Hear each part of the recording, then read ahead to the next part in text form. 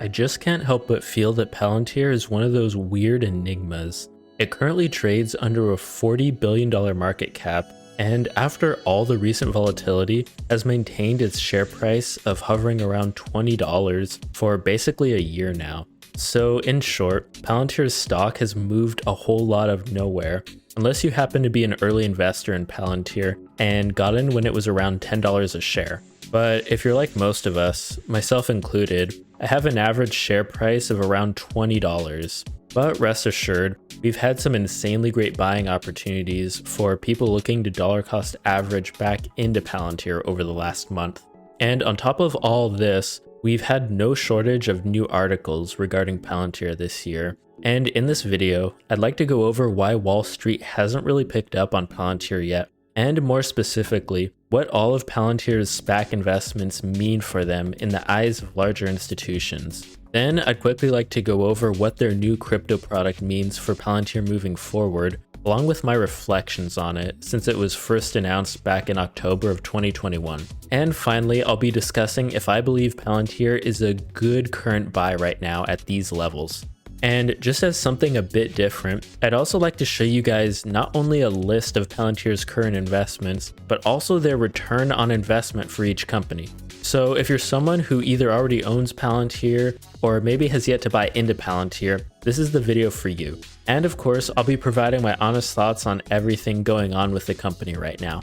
Okay, so in one of these articles that I read, it suggested that some analysts are worried that Palantir's inclination to sell its services to these special purpose acquisition companies, or SPACs, it has invested in could hide the actual health of its core business. In fact, one analyst even pointed out a potential problem with Palantir's strategy. Essentially, Palantir is going out and making these investments with small-scale companies going public through a SPAC, a lot of which don't even have revenue yet, and then are turning around and using these proceeds to buy Palantir software.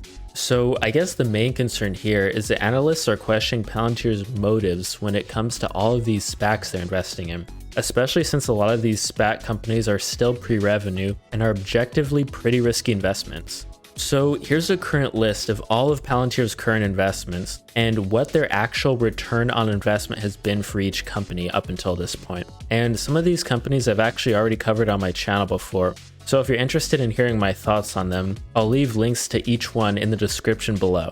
But yeah, as you can see, the biggest hits Palantir has taken are with Cellularity, a biotech company looking to cure cancer, and BlackSky, which is actually a pretty cool satellite real-time geospatial intelligence company.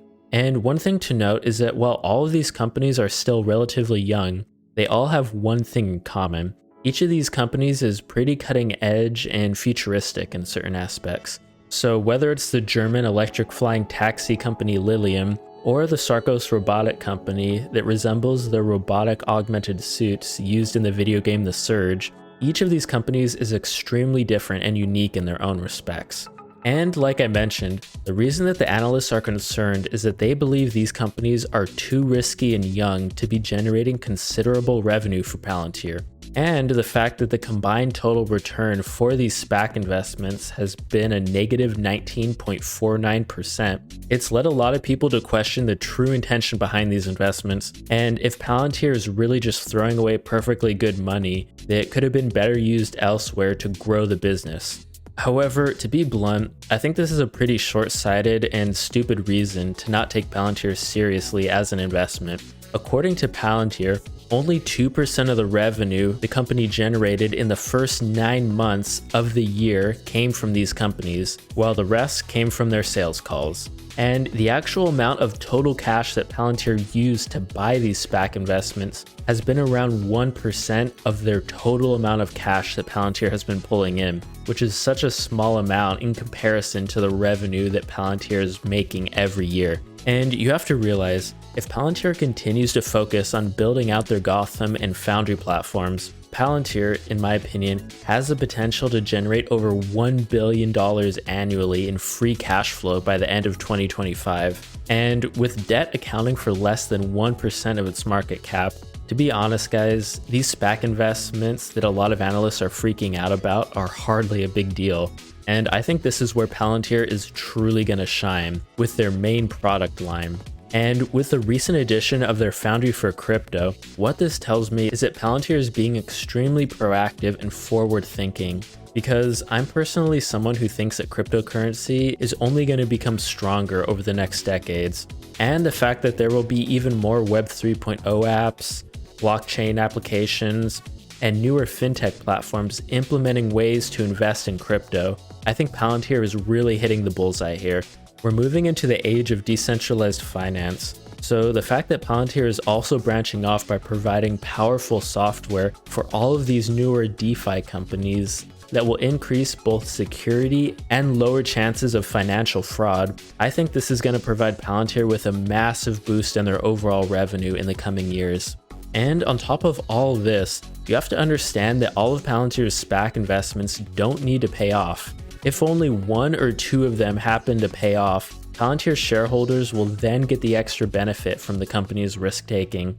If anything, I think analysts should be praising Palantir for their SPAC investments, because not a lot of companies right now are in a position fortunate enough to be making these high-risk, high-reward investments. And I personally think it's a really unique strategy that has the potential to really bring them up a few levels.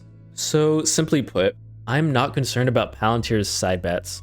If they're investing in companies that could benefit from Palantir's Foundry data analytics platform, I fail to see why both parties wouldn't take advantage of the mutual association. There's also no question in my mind that Palantir isn't a follower. They are a true leader that are taking some unique approaches to both their business strategies and their technical approach to data mining. And this is what really intrigues me about the company. In my opinion, they are one of a kind. So if you're wondering if Palantir is a buy right now at the current levels, I would say definitely. I've always said that I believe anything in the low $20 range would be a definite buy for Palantir. So the fact that the stock has taken the opportunity to dip below $20 has probably excited more people than just me. So while I'm not a financial advisor, I will say this. Over the next month or so, I plan on adding to my Palantir position to dollar cost average down while I can. I truly think that Palantir is one of those once-in-a-lifetime companies. And what's even better is that Wall Street still hasn't caught on to what makes Palantir a bet worth placing. So I'm going to be taking advantage of these buying opportunities while I can. So with that, I'd like to end the video here. Thanks as always to everyone who made it to the end. I honestly appreciate every one of you, and I'll catch you next time.